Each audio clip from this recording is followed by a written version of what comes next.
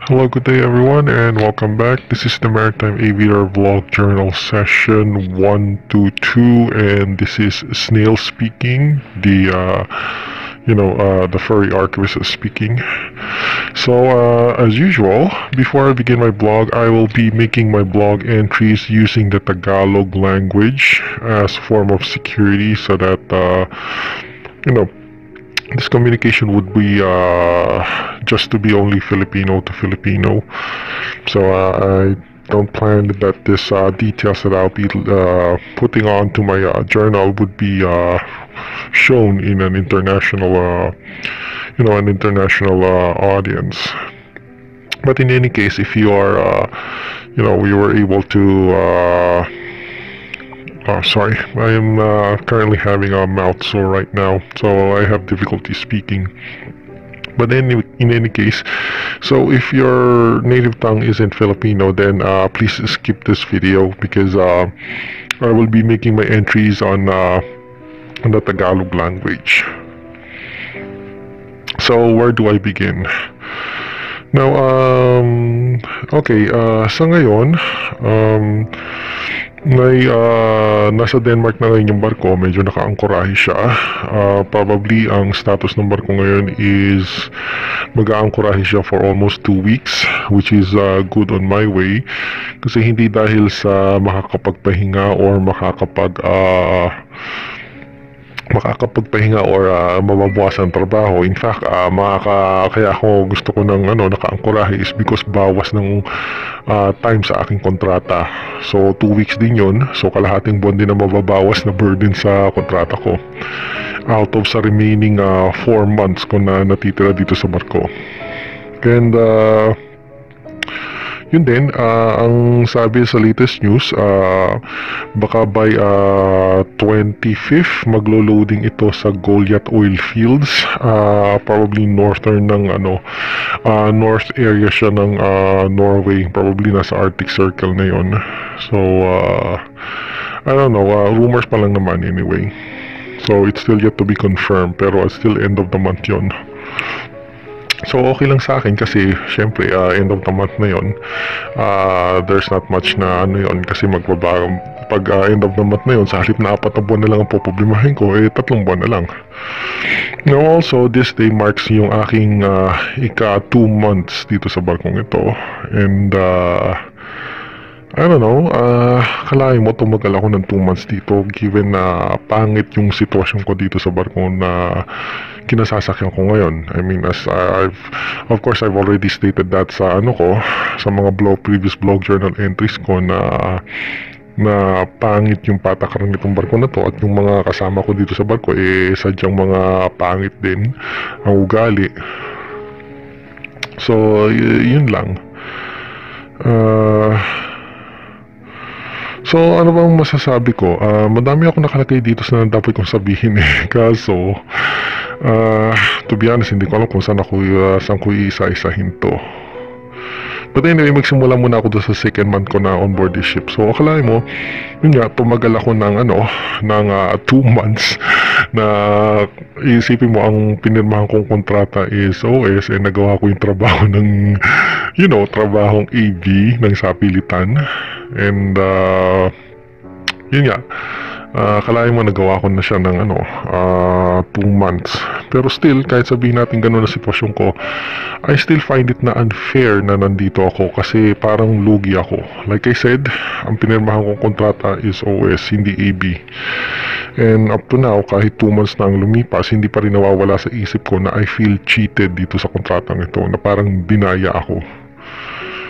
And sinasabi nila na mataas ang bayad. Oo, in the sense mataas ang bayad para sa OS. Pero ang tanong, OS ba na trabaho ang ginagawa ko? Di ba? I mean, mataas siya kung talagang OS na trabaho ang ginagawa ko. Pero kung hindi, like katulad niya, trabahong AV ang ginagawa ko, I think lugi ako. Kasi, yun nga, yung extra na sinasabi nilang bayad nun hindi naman talaga extra for free, kasi yung extra na bayad nun pinabubunok pa sa akin yung overtime. So sa madaling salita, lugi ako dito. But anyway, like I said, it's a miracle na nakatagal ako ng 2 months.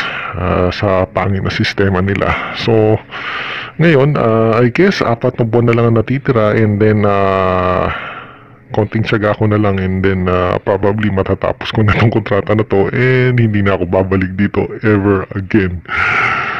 It's just na nakakatuwa lang kasi, you know, na-record ko yung experience ko dito na sa isang pangit na sitwasyon. And I don't know kung paano ko i-describe yun kasi, yun nga, given na pangit ang patakaran dito sa employer ko na ngayon. So, yun nga, na at least na record ko, hindi na sayang yung, baka sabihin kasi ng iba na sinasabi ko lang to out of exaggeration and out of you know, kwentong barbero, pero at least I have shown proof and evidence, or at least habang nire-record ko to, it shows na yun nga, na-record ko at this time period ng aking career na may ganitong pangit na sitwasyon na na-encounter ako. So hopefully within the next remaining 4 months ko, I'll probably able to juggle yan yung sitwasyon ko. Actually, kung titignan natin ang sitwasyon ko, hindi na siya 4 na buwan eh. 3 buwan na lang talaga siya. Wait. Okay, kung isasama natin tong buwan na to, since early month pa lang naman to, nung month ng isang to, is isang buong buwan pa siya, plus yung 3 remaining months. So yeah, okay. So 4 months. Pero pag matapos ko itong buwan na to, 3 buwan na lang ang mariremain sa akin. Now, yung sinasabing last month ko na isa pa, hindi naman siya buo din na last month kasi lang yun 4 days lang ng isang buwan. After nung 4 days ng isang buwan na yun, tapos na ang kontrata ko. So kung titignan natin on a technical level sa kontrata, ang natitira na lang talaga by the time this video is being recorded is sakto 4 months. So, each day na nababawasan siya, nagiging 3 months and less na lang siya. So, okay lang din. So, by the time na ito mag-loading sa next loading nito, halos 3 months na lang natita. 3 months na buo ang bubunuin ko. So, siguro hindi naman masama yung 90 days na yon kasi 3 months na lang naman, hindi na ganun kahirap yun eh. It's just, yun nga, pangit yung sitwasyon ko. Like I said, na logi ako dito. So, ano pa ba? Madami ako kasi sasabihin, pero ngayon biglang na nasa harapan ng camera ako, parang nawala lahat yung sasabihin ko. So, habang naglo-loading pala, unloading operations itong barkong ito sa Mongstad, Norway, nagkaroon ng konting insidente. Yung yung mga tubo ng water ballast pipe, medyo nag-leak siya. Apparently, medyo kinalawang siya. At of course nag-trigger ng bilge alarm. So okay lang naman yon in the sense na ang problema kasi ako yung guardian nung time na or ako yung parang naka-on watch nung time na yon sa off duty ko na nangyari. And yun nga, yun lang, at least naayos naman, na-report naman yun. So ngayon papalitan yung tubo ng isa sa mga tubo sa water ballast filter. One more thing na i-report ko is yung isang insidente din na bukod dito is yung paano kami nagpalit ng paano ko nilipat yung freshwater hose sa isang freshwater tank. I mean, dalawang freshwater tank, port and starboard, nilipat ko doon sa isa. And then parang, ewan ko, yung reaction ng mga kasama ko dito is parang kala mo na horrified sila kasi binunot ko lang and nilagay ko doon sa which ewan ko ba, parang ini-exaggerate nila yung mga ganong konting bagay. Pero anyway, ano ba nga asahan ko, pangit ang pataklan at pangit din yung mga kasama ko. So, ewan ko lang. Pero masasabi ko yung parang, lahat ng tao nagkakamali. Pero pag yung tao kami nagkamali, kulang na lang isumpa ako sa impyerno. Parang ganong klase. And nakakaasa lang kasi kapwa mo Pilipino, ganun ang ugali. Parang mas masahol pa ang ugali kaysa sa ibang foreigner minsan. Kaya ewan ko, parang hindi ko type yung mga tao kasi dito parang masahol yung ugali, which is nakakadismaya lang kasi kapwa mo Pilipino ganun ang iaasal. I mean, supposedly ang Pilipino ay tutulong sa kapwa Pilipino, pero ang nawi-witness ko ngayon sa barkong ito it's supposedly yung kapwa mo Pilipino yun nga, pasipsipan sa management at pakitang gilas. So In other words, wala akong aasahan sa mga kasama ko dito. Kasi, yun nga. So, yun lang. Yun lang so far ang maano ko. Now, lately, naayos ko na din pala yung situation ko regarding sa finances ko, regarding sa access ng yung PIN codes. Na-verify ko na rin via dun sa sa website ng Smart Communications na naka-registered na yung phone number ko. Yun nga, parang nangyari kasi, hindi kasi ma-pick up nung isa kong phone yung signal dito sa Europe. Ito yun, just give me a moment. Yung kulay puti na phone ko. So ito yung phablet ko na ginagamit ko for access code sa mga financial transactions ko. Unfortunately, hindi niya ma-pick up yung cellular or hindi niya ma-detect yung mga cellular networks dito sa area ito sa North Sea, yung Denmark, Norway. Totally hindi niya ma-pick up. So ang ginawa ko, yung SIM card nito, which is malaki pa yung SIM card na gamit ko kasi it's an old phone number, nilipat ko yung SIM card nito dito sa phone na to. Buti na lang, dala ko yung isang phone na yun nga, na originally ito dapat yung magiging surveillance spy camera phone ko, pero it doubles up kasi gumagana pa naman yung SIM card din niya, or technically cellphone din pa nun siya. So yung cellphone nung isa, yung SIM card, nilipat ko dito, and guess what, na-pick up niya na yung mga signals ng galing sa Norway or galing sa Denmark in this case. So sa madaling salita, yung white phone ko na pinakita ko kanina, meron siyang problema regarding sa picking up ng signals, cellular signal. At ito lang, sa di inaasahan, itong surveillance phone, intentionally na surveillance phone ko, yung pa yung nakaka-pick up ng signals. Which is good kasi, yun nga, nakaka-receive na siya pag nag-OTP ako or financial banking institutions, nakaka-receive ako ng code numbers dito sa cellphone na to. Naka-roaming naman siya. And hindi na rin ako mag-aalala katulad ng dati na baka ma-block yung phone ko kasi yun nga. Kasi hindi na ako mag-aalala na ma-block yung phone ko kasi I verified it myself dito sa sa website ng Smart Communications na naka-registered na yung phone ko. So in other words, get to go na yon. So pagdating na 120 days, I don't have to worry na bigla na lang hindi gumana yung phone numbers ko. So sa madaling salita, we're good sa ganun. And pag good sa ganun naayos ko na rin yung na-access ko na yung GCash ko and PayMaya, which is essential sa mga financial transactions sa mobile banking, which is good kasi na-access ko na siya. Pag na-access ko na siya, pwede ko nang gawin yung mga financial transactions ko. Halimbawa, bumili ako ng sa gaming regarding Steam Pink Cards, nakakabili na rin ako. And yun. And one more thing, since naayos ko na yung GCash issue ko tsaka yung sa PayMaya, binayaran ko na yung last remaining na utang ko na finances na ginawa ng kapatid ko na yun nga, na disastrous. Biro mo, umutang siya, ginamit niya yung pera at ako yung pinagbayad niya, which is nakakasar kasi hindi ko naman ma-dodge yung mga ganong klaseng debts kasi ako yung nakapangalan sa sa creditor, hindi yung kapatid ko. So nakakaasad lang kasi sa may mga situation natin sa OFW na yung mga kamag-anak natin ginagamit yung pangalan natin, of course with our knowledge na ginamit yung pangalan natin na nanghiram siya ng lending siya sa mga ganon sa GCash ko at sa PayMaya ko. Hiniram niya yung nag-borrow siya at hiniram niya yung ginamit niya yung pera, tapos hindi niya ako binayaran. Ako pa yung pinagbayad niya doon sa utang na yon, which is of course legally ako magbabayad. Anyway, nasolve ko na naman siya. Nabayaran ko na yung sa GCash ko at sa PayMaya. Pati yung sa Bill-Ease, yung tatlong pinakamalaking lending apps na hinihiraman ko. So, okay na siya. Ngayon, since na-cleared na yung name ko at okay na ang aking credit rating sa mga financial institutions dito sa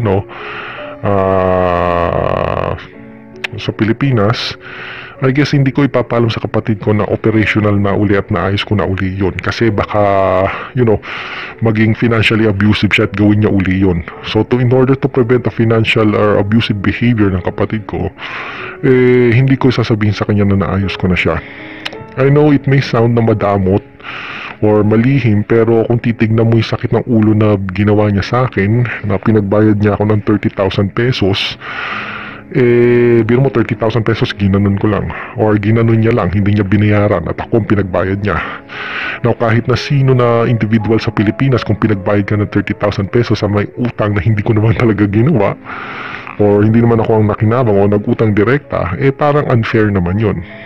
So, biro mo yung halagang 30,000 na ibabayad ko, sa halip na ibili ko yun na yun ng Mac Mini or gadget upgrades or bagong ganito, iPad, sa halip na ako makinabang nun, pinangbayad ko na lang kaysa masira yung pangalan ko regarding sa mga credit and financial institutions.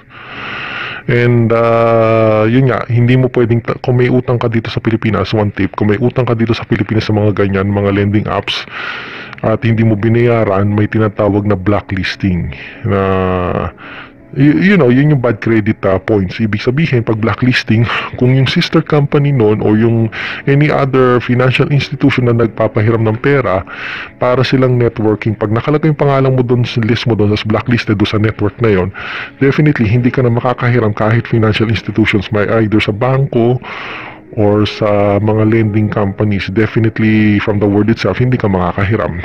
So yun ang iniiwasan ko. Anyway, nabayaran ko na naman, so that's the least of my worries right now. Pero nga, tatandaan ko yung parte na yun na hindi ko sasabihin sa kapatid ko na naayos ko na, to prevent financially abusive behaviors. At hindi ko papalampasin yun kasi sakit ng ulo yun. So, yun nga. Anyway, speaking na rin, na-mention ko na rin yung mga, naayos ko na yung financial, yun nga, lately, kung makaipon ako dito sa, kahit pangit yung kontrata ko at workplace ko dito, kung makaipon ako, I've been planning na magkaroon ng konting gadget upgrade sa aking, sa equipment, sa electronic equipment ko, which, to be honest, hindi pa ako nagkaroon ng upgrade or electronic upgrade sa equipment ko since 2017, since 2018. So, that's about 5 years na, half a decade na akong hindi nag-upgrade ng aking electronics. And I think it's about time na mag-upgrade ako sa aking electronics kasi frankly yung computer ko is medyo hindi na maganda. Medyo parang sira na yung kanyang screen, and nasira na yung dati kong MacBook na nakita niyo sa vlog yun, yung sa mga previous vlogs ko, meron akong MacBook na kulay puti. Apparently nasira siya this year. So anyway, probably I'll be planning to buy 3 main objectives ng aking electronic gadgets equipments.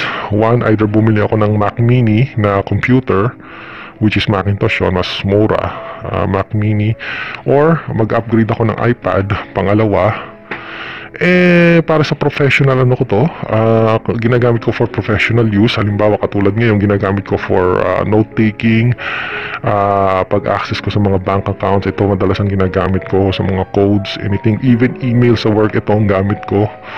So, I think it's about time na i-upgrade ko na rin to, since itong model na to is Generation 5 pa. And, I don't know, Generation 10 na ngayon ng iPad. So, I need to upgrade this one para sabihin na nating maka-update sa mga requirements, or hindi mo requirements pero mga kailangan ko regarding sa mga work related. Tsaka yung mga ganito na mga equipment, it's more like an investment kasi matagal siyang magamit, matagal ang shelf life niya compared sa mga cellphone na within a year or 2 ay na-obsolete. Ito, ang usage nito is umaabot ng probably a decade. Ito actually gamit ko na to for 5 years, so or 5 years na itong existing itong model nito, and still operational pa rin hanggang ngayon yung Generation 5 na iPad ko. So yeah, I think it's about time na mag-upgrade na ako nitong gadgets ko. Oh, and one more thing, I'm planning to also to, kung maayos ang mga makaipon ako dito sa work ko na to, despite yung pangit na working environment ko, probably bibili ako ng Steam Deck ko. Steam Deck na handheld gaming device. Set siya to replace yung aking aging na Nintendo Switch na I've been using since I don't know, 2017 pa. Ito siya, yung aking aging na Nintendo Switch na hawak ko pa since nung nasa, nasa kabilang kumpanya ko sa, doon sa pangit na UPL Shell. So it has been upgraded several times, pero syempre, it's been aging for quite a while na. So I guess it's about time na i-retiro ko na itong Nintendo Switch ko. And quite frankly, it's been mahirap ko naman siyang gamitin na gaming console, to be honest, since mostly nagpi-PC gaming ako. And yun nga, nakita niyo naman na naglalaro ako sa ng Stellaris, which is the game na PC gamer ako. So sa madaling salita, mas makakapakinabang sa akin na mag-upgrade ako ng Mac Mini ko and Steam Deck regarding don. But of course, for now, it's just only plano ko pa lang kung makaipon ako. And one more thing na gusto ko rin i-add is, probably since maayos na naman at naayos na aking mga financial debts, probably i-restart ko yung Project Atram, which was sinadsad nung kapatid ko nung last year. Yun yung plano ko to invest on yung mga investment schemes hindi naman investment scheme, plano kong na investments na sa mga financial institutions na yung nagbibigay ng dividends sa investments. So probably i-restart ko yung Project Atram. Yun yung Ayala Life Fund Management, yun ang gagamitin ko na ngayon. Or yun ang huhulugan ko for investments. So at least kahit pa paano at least target ko, kahit 5,000 kada buwan hulugan ko siya. Pag nag-snowball effect naman yung investments ko na yun at makaka-receive ako ng pera every month, at least kahit pa paano meron akong pansariling, para sa pansariling gastusin ko. Hindi ko maging financially capable ako at hindi financially dependent sa trabaho. And at the same time, maganda din yun, parang magsuserve yun na sa parang aking quasi-pension thing na stuff. So maganda rin yun na mag-invest ako regarding doon or i-restart ko yung Project Atram ko. So, yun lang. Sa akin kasi medyo in recent decades din kasi bukod pa sa problema ko dito sa work, I was left with financial ruin na ginawa ng kapatid ko nung bakasyon. It's just terrible lahat ng aking mga investments and even yung tuition fee ko regarding sa aviation studies ko ay sabihin na natin nasama, ginamit, and hindi ibinalik. And that amounts to hundreds of thousands of pesos. And para sa akin, that is enough. Biro mo, hiniram mo yung pera ng kapatid mo and then hindi mo lang binalik ni isa mang piso. And I think that's totally masasabi natin the worst of the worst kind of financially abusive behavior na na-experience ko. And ayoko na uli mangyari yun. Nangyari na sa akin yun twice. So I will not make it thrice. This time, sabihin nilang madamot ako sa madamot, pero if it's not a life-threatening situation, I won't budge regarding sa pera niya, o hindi ako hindi ako magpapahiram ng pera or magpapautang man lang. So bawal ang utang. And to be honest, I hate to be an asshole sa mga ganito, pero kailangan maging madamot ako at least once para maturuan ng leksyon yung mga financially abusive behaviors na ganyan or financially abusive behaviors. It's just terrible lang kasi talaga yung nangyari sa akin nung huling bakasyon na I was expecting it even on videos na babalik ako sa studies ko regarding sa aviation ko, and then biglang napahiya ako kasi hiniram yung pera ko at hindi binalik, which is yun nga, ang masama pa nun, hiniram niya hindi dahil for emergency purposes, hiniram niya dahil sa mga konting kibot niya at konting kibot sa kanya mga financial problems. Hiniraman ako ng pera at hindi binalik. So yun nga, like I said, hindi ko i-allow yung mga ganong kinds of behaviors. So yun, kung makaipon ako ngayon, I'll be pursuing upgrade sa aking electronics equipment. And yeah. One more thing din pala, medyo ipupursue ko na rin yung tapusin yung story nilalaro ko sa Stellaris, at least magkaroon ako ng parang some sort of storytelling mode. I'll probably pursuing that. So anyway, medyo mahaba na muna yung pinag-usapan ko. So let's have a little break muna kasi I need to rearrange my thoughts regarding sa pagbo-vlog ko ngayon. And honestly, sa dami ng detalye na dapat kong sabihin, hindi masyadong organisado yung aking notes ngayon. So let's have a break for a few minutes. Okay, welcome back. So ito ang second part ng aking vlog journal session kasi napakahaba ng aking sasabihin because I haven't logged or made a vlog session for more than a week or two. So ito, so far ang sasabihin ko lang is regarding sa status ng work ko kasi sinabi ko na regarding sa sa personal status ko kung ano ginagawa ko. So regarding sa personal situation ko dito sa work still ganun pa rin, miserable pa rin ang buhay ko and mga kupal pa rin ang mga kasama ko sa trabaho. And walang alam kung di manggulang at manglamang ng kapwa. Now, yun nga, ang pinaka-latest regarding sa akin, yun nga, medyo at least kahit paano nakakaiwas-iwas ako sa mga kupal ko, mga kasama sa barko. Kasi nataon na ang gwardiya ko ngayon or work schedule ko ngayon is 4 to 8. So, yun nga, mas maganda, to be honest, medyo na-enjoy ko yung work schedule ko ng 4 to 8 kasi at least hindi ko nakakausap o nakakatrabaho yung mga kupal ko sa mga kupal ko ng mga katrabaho at workmates. And, maganda yung tactics na as much as possible, ilimit ko yung contact sa mga tao na, sa mga walang kwentang tao. Now recently, yun nga, may nagkaroon ng konting insidente na naman and it seems na, ewan ko ba, itong mga taong ito parang nag-i-enjoy sila na may konting kibot parang gustong-gusto nila na pag-usapan at pag-chismisan.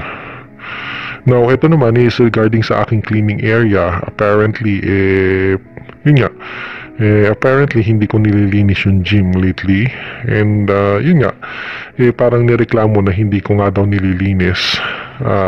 Ang masama pa nito hindi opisyal na Norwego ang nagreklamo, kapwa ko Pilipino pa ang nagre-reklamo na yun nga, parang akala mo siya yung may-ari ng barko.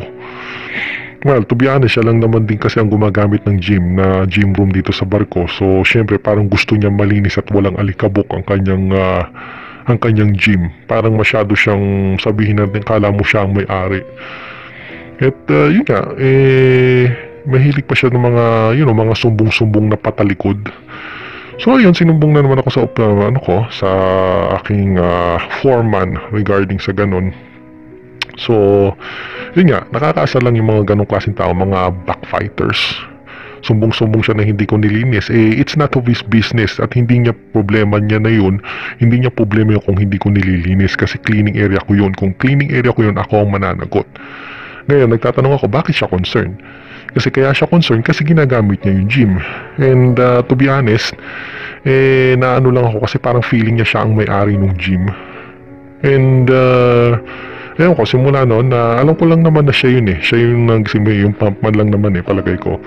Siya lang naman talaga yung palagay ko yung pumpman na yun na gumagamit ng gym. Nakakadismaya lang kasi kapwa mo Pilipino namba backstab dito sa barkong ito. And yun nga, sumbong-sumbong and well, to be honest, simula nung sinabihan niya ako na or sinumbong niya ako na gano'n na hindi ako sinabihan ako na forma, hindi ko na siyang iningitian and pakitang plastic na ako. Definitely sinira niya yung aking trust na kahit paano at least kahit paano hindi ako hindi ko siya pinagsasalitaan ng masama, pero ngayon na ganyan na yun nga, yung sumbong-sumbong na backstabbing, pasensyahan tayo.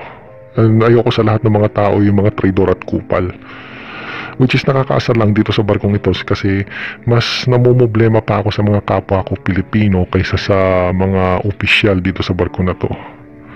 Pero anyway, wala naman ako magagawa kasi well, to begin with naman, kupal yung management, kupal yung kupal yung mga opisyal, and then kupal din yung mga kasama ko. So sa sitwasyon kong ito, medyo I had to set my standards low and my expectations low. Kasi sa halip na kapwa mo Pilipino ay nagtutulungan, dito mukhang nagsusumbong at chuchu pa. Oh yeah, one more thing gusto ko ding i-add, ito sa barkong ito, yung mga kasama ko dito sa barko ay masyadong pasip-sipan. And I don't know, hindi naman ako company man eh. At yun nga, kagaya nga ng sinasabi ko, it is none of their business kung ano yung ano ko, yung mga lapses ko regarding sa aking katulad nito, cleaning area ko. Cleaning area lang hindi ko lang nalinis. Pero sa kanila mukhang masyado silang concerned at alam pa nila yung ginagawa ko, yung trabaho ko kaysa yung trabaho nila. Nakakaasar lang kasi yung mga ugaling mga Pilipinong ganyan yun nga, nag-i-exist dito sa ganitong barkong ito. To be honest, yung mga ganyang ugaling yan, pumunta sila sa barko ko dati na VLCC at sinasabi ko babaliin ko yung mga sungay nila.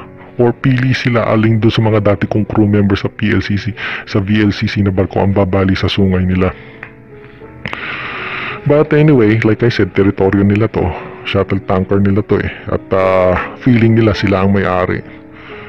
At halos lahat ng mga tao dito is feeling nila sila ang may-ari ng barkong ito Biro mo hindi ko lang nililinis ang gym. Ito naman tong pumpman na to nagreklamo na yun nga, sinabi hindi ko nililinis at sinumbong.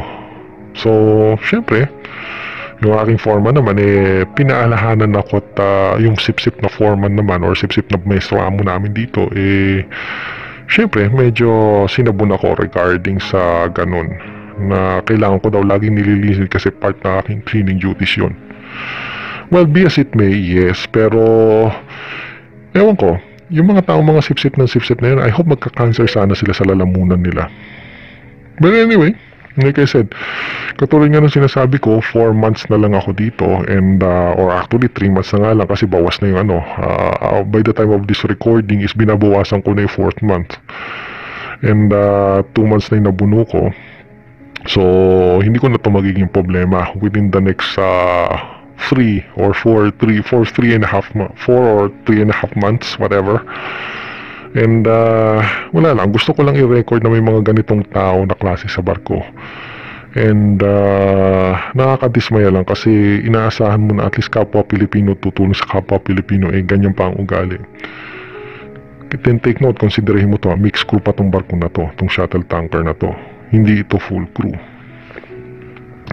Also, one more thing na gusto ko ding i-log on is, maganda na sana yung sitwasyon ko na 4 to 8 ako, ang aking work schedule. Pero apparently, yung isa kong kasama, si AB Abusado, sinuggest sa aming chief officer na Norego na, mag-day work lahat ng crew.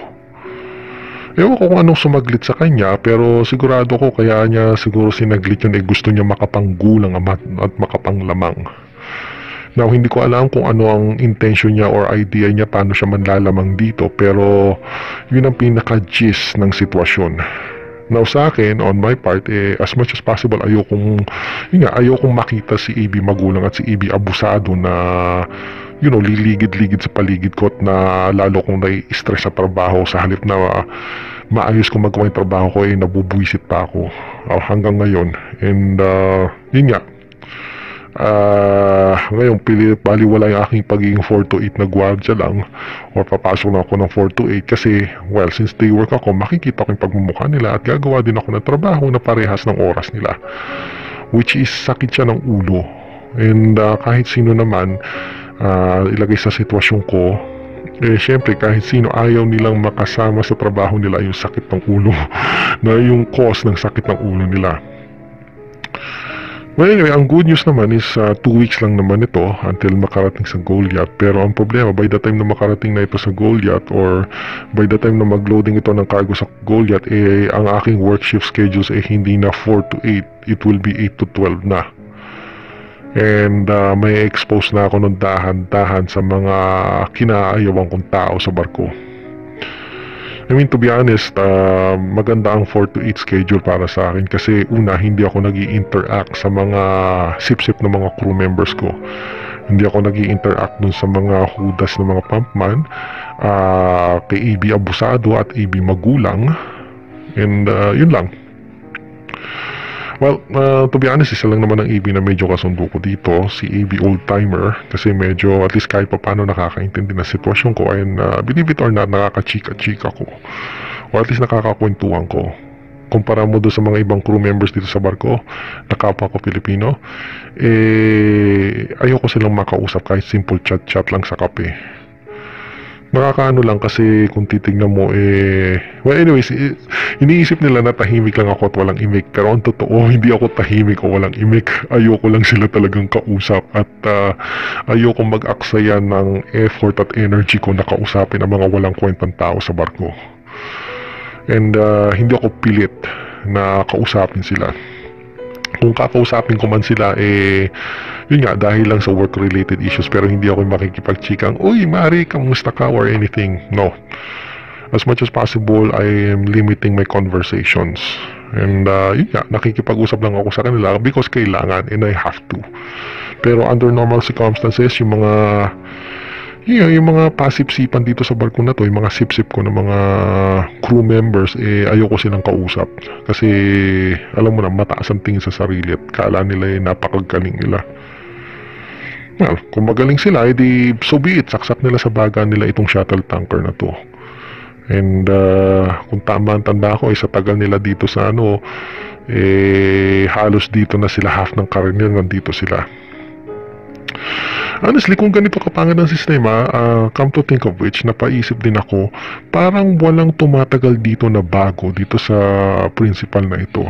I mean, halos lahat ng crew dito or lahat ng members ng crew dito is inaabot na ng 3 or more na sakay ng barkong ito o ng barkong shuttle tanker sa fleet na to. So parang iniisip ko, walang bago.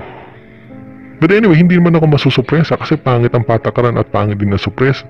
Pangit ang patakaran at pangit din yung crew dito. So, hindi naman ako nasusupresa na baka walang tatagal na bago dito na crew members. Personally, ako nga, hindi rin ako tatagal dito sa crew na to. Tinatapos ko lang talaga yung kontrata ko Kontrata ko ng 4 na buwan. After nun, fuck them. Or frack them. Hindi ko sila kailangan. And bahala silang magsisip sa management ito kung gusto nila. Or gusto nilang, mag-ball liquor sila sa mga, sa management. It's not on my business. Hindi naman din ako company man Pero like I said, at pinaulit-ulit ko, nakakadismaya lang na kapwa mo Pilipino, ganitong ugali.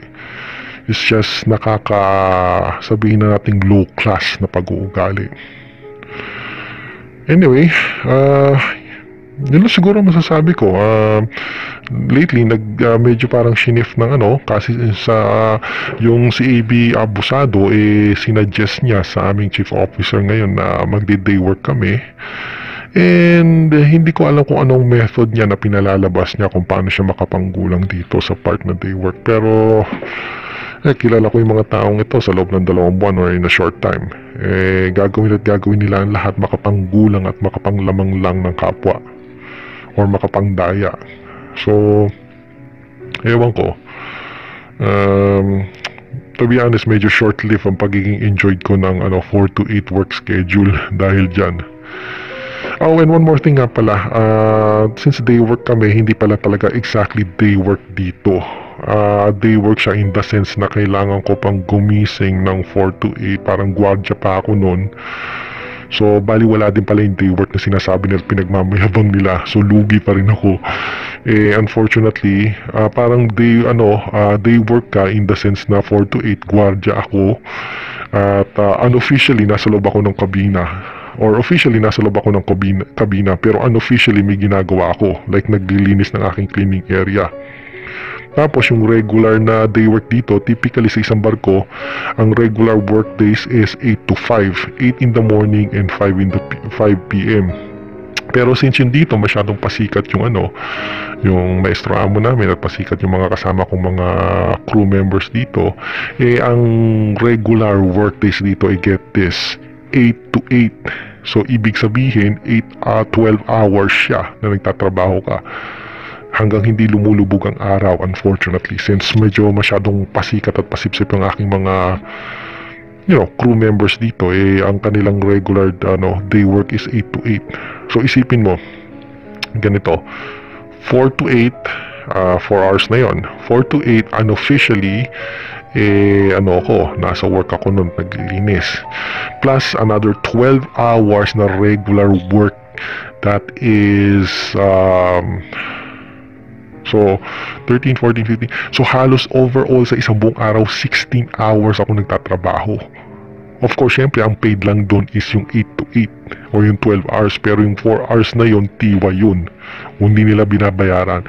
So, kahit sino naman ilagay sa aking sitwasyon na yun, hindi maganda yun. But anyway, ang lalabas lang naman kasi niyan, sa original on paper is 8 to 8 lang ang work. Hindi ko pwedeng ilagay yung extra 4 hours na yun unofficially kasi, well, something to do sa work rest hours. So, ganun kapangit ang sistema dito. Halos 16 hours ako nagtatrabaho sa isang araw. And halos kalahati nun, or 4 hours unpaid. And kahit na sinong ilagay mo sa labor workforce na ganun ang patakaran, hindi magugustuhan nyo kasi halos buong araw ako halos literally buong araw nasa labas ako nagtatrabaho. And I don't know, pero ewan ko sa mga standards nila kung bakit bakit ganun sila hindi, ganun talaga sila kasi pasipsipan sila gusto nilang manipsip ng management. Pero para sa akin, I don't think na tama yon personally. And kahit sa anggulo mong tignan, hindi maganda na meron kang 16 hours na work schedule. And yung day work nila nakakatuwa is 8 to 8 ng umaga hanggang 8 ng gabi, which is very hindi mo masasabi talagang day work. Okay, fine, day work kasi ang daylight sa Europe ay inaabot niya yung summertime is until 10 or 11.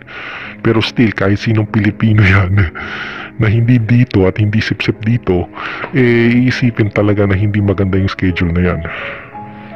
Anyway, hindi na ako magre-reklamo sa ganyan kasi, well, sip-sip sila na sip-sip dito sa management na to, edi saksak nila sa baga nila. Basta ako, pagtapos ko ng kontrata dito, hindi na ako magre-reklamo, laglag na sila. Definitely gone. So, yun lang. Gusto ko lang i-add doon ng details na yun, na yung sinasabi nilang dayman lahat hindi exactly nakakatuwa. Sa katunayan nga, mas maganda pa nga na gwadya-gwadya na lang kaysa mag-dayman kung ganyan palang balasubas na patakaran. Unfortunately, si AB abusado ang nagsuggest nun. And ewan ko kung ano yung tumakbo sa utak niya. Pero since sip-sip sila sa mga management at sa official, go sila. Pero sa akin, hindi ako favor sa ganun. Pero syempre, like I said, ang aking opinion is aking opinion lang. At ayoko na rin i-share kasi, well, they're not even worth na, hindi sila worth ng effort na pagdiskusyonan. So, anyway, yun na lang siguro muna ang sasabihin ko kasi napahaba kasi sa dami ng aking hindi nilogged na event na nangyari sa akin within this past week. So again, this is the Furry Archivist. Have a great day, everyone. And I will be logging out now on my Maritime Aviator Vlog Journal Session 1 to 2. So see you around on my next vlog and have a great day.